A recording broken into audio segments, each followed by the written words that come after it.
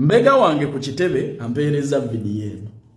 Nangamba mukama wange labayo abantu wano ku kitebe basomba okubatwala Bobi Wine gyana abeera era buli omu bamuwe emitwalo ebiri. Nangamba zino ze zimu ku costa ezisomba abantu era ziri 50 ku kitebe. Naye ekyokusomba abantu kyandibadde awo kubanze nababuusa dda nti Kadingo takyalina buwagizi okuleka okusomba abantu.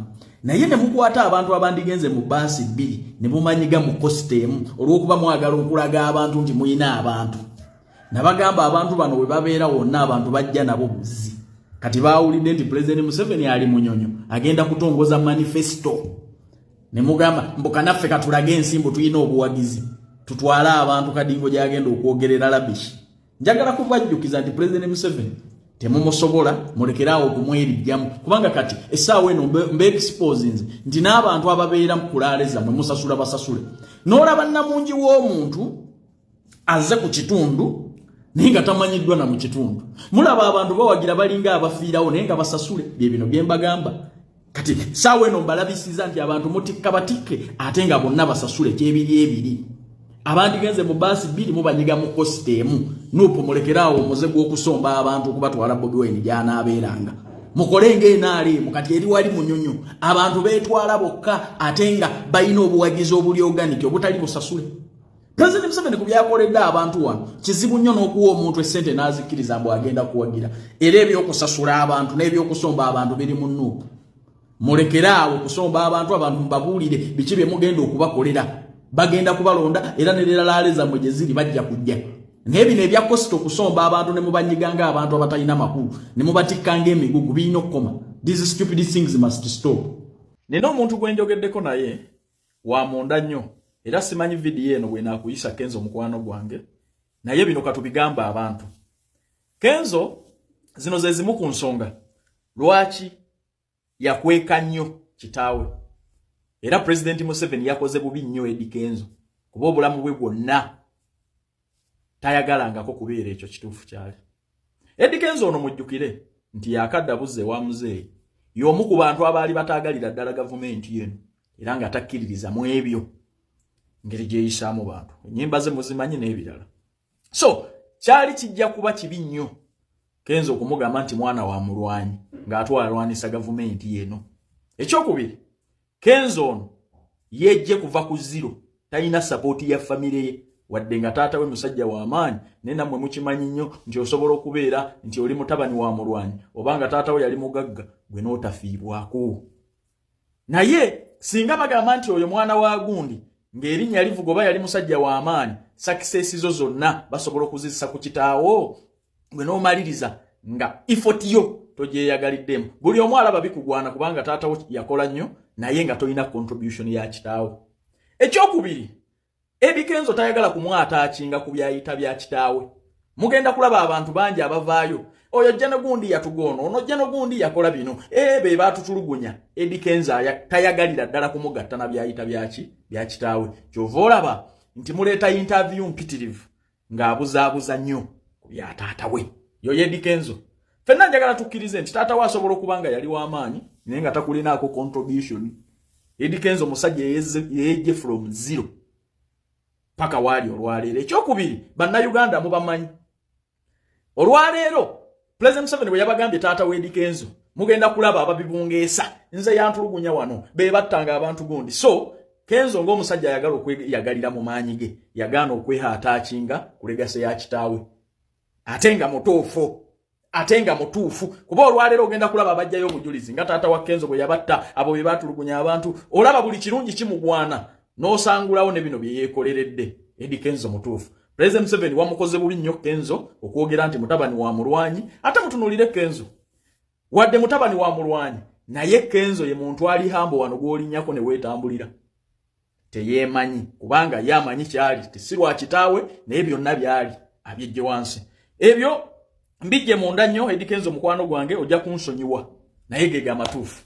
Abanuupu mwagala kutugamba nti amawulire g'omulenzi ono temugamanyi nti ali mu kkomera ku lw'okufera abantu emirimu n'okukaka abaana ab'obuwala mu bufumbo e Korea ng'ate bano basoose kuteekamu kasente kaabwe ndi abatwala ku kyeyo bwe batuuka eyo ne bavubuka mu abenchuka chuka nabagamba Nuupu nkambi abamenye ba mateeka abadduka kuno olwaga sango bwe beefula abatuukirivu bwe baagala okutegeerera buli omu. Lwaki temutandika firi?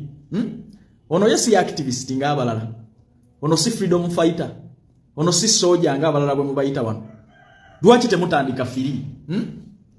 Lwaki temutandika firi? Temumanyi kiri Korea? Lwaki temudimandinga omuntu wammwe?